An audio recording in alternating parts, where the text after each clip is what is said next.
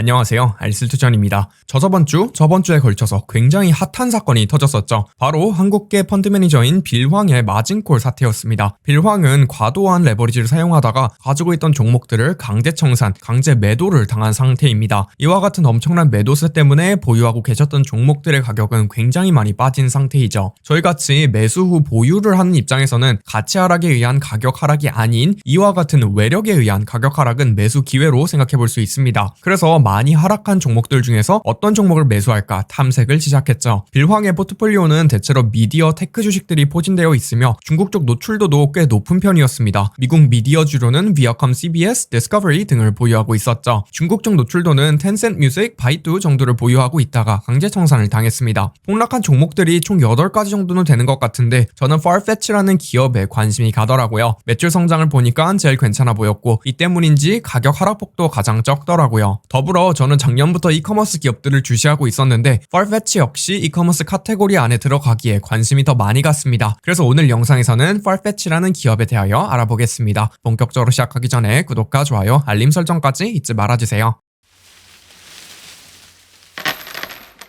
Farfetch는 럭셔리 브랜드의 제품을 판매하는 명품을 주로 판매하고 있는 이커머스 기업입니다. 2007년도에 창업이 되어 현재 3,500여 개의 브랜드들이 Farfetch의 플랫폼에서 판매하고 있죠. 이커머스 영상마다 반복을 하고 있긴 한데 이커머스는 크게 두 가지의 사업 모델로 나눠서 볼 수 있습니다. 마켓플레이스와 직매입 형태로 나눠지죠. 먼저 마켓플레이스는 제품을 판매하는 판매자가 직접 플랫폼에 물건을 판매하고 배송을 하는 형태입니다. 직매입은 일반 유통기업들처럼 물건을 사서 소비자들에게 재판매를 하는 모델이죠. Farfetch는 일단 마켓플레이스 형태를 취하고 있으며 일반적인 마켓플레이스와도 살짝은 다릅니다. 현재 다양한 명품 기업들 또는 명품을 유통해주는 업체가 Farfetch의 마켓플레이스에 입점을 한 상태이죠. 마켓플레이스 형태를 취하고 있어도 플랫폼으로부터 돈을 어떻게 버는지 비즈니스 모델은 기업마다 다를 수 있습니다. Farfetch의 경우 플랫폼 내에서 발생한 거래 대금의 일부를 가져가는 형태를 갖추고 있다고 하죠. 현재 총 판매 대금의 무려 37%를 매출로 내리고 있습니다. 여기에도 약간의 매출 뻥튀기 요소가 섞여 있긴 한데 그것을 감안해도 판매 대금에 비하여 매출로 내리는 비율이 굉장히 높은 수수료율이 굉장히 높게 책정되고 있음을 알 수 있죠. 현재 Farfetch가 운영 중인 마켓플레이스의 특징에 대하여 좀 더 자세히 알아볼게요. Farfetch의 시그니처 마켓플레이스는 앞에서 언급한 것처럼 다양한 명품 브랜드들이 입점해 있습니다. 현재 300만 명이 넘는 활성 고객들을 보유하고 있을 정도로 굉장한 규모를 자랑하죠. 특이하게도 이 컨세션이라는 모델을 사용한다고 하며 간단하게 온라인 백화점쯤으로 받아들이시면 될 것 같습니다. 브랜드들이 공간은 Farfetch의 공간, 홈페이지를 사용하지만 가격, 브랜딩, 프로모션 등은 브랜드에서 직접 관리를 할 수 있는 형태라고 하죠. 이외에도 온라인 커머스를 도와주는 도구들인 물류 솔루션, 현지화 솔루션, 콘텐츠 관리 솔루션 등을 제공하고 있습니다. 또 다른 운영 중인 마켓플레이스는 스테디엄 굿즈라는 중고 제품을 판매하고 있습니다. 미개봉 운동화, 스웨터 등을 판매할 수 있는 플랫폼이라고 하죠. 스테디엄 굿즈에서 판매되는 제품은 아마존, 이베이에서도 구매를 할 수 있다고 합니다. 최근 이커머스 기업들의 트렌드에 맞춰서 풀필먼트 서비스 역시 제공하고 있습니다. 아마존, 쿠팡, 쇼피파이 등에 대하여 말씀을 드리며 많이 이야기를 했었죠. 풀필먼트란 Farfetch에 판매자가 물건을 보내놓으면 주문이 들어올 경우 Farfetch가 대신 배송을 해주는 서비스입니다. 셀러가 물류에 신경을 쓰지 않아도 되는 물류의 아웃소싱이라고 생각을 하시면 되죠. 저는 Farfetch에게 있어서 풀필먼트 서비스는 의미가 좀 있고 경쟁력으로 작용할 만한 부분이라고 생각합니다. 일단 해외 배송 비중이 상당히 많아 보이고 제품의 단가 자체가 명품이기에 굉장히 높겠죠.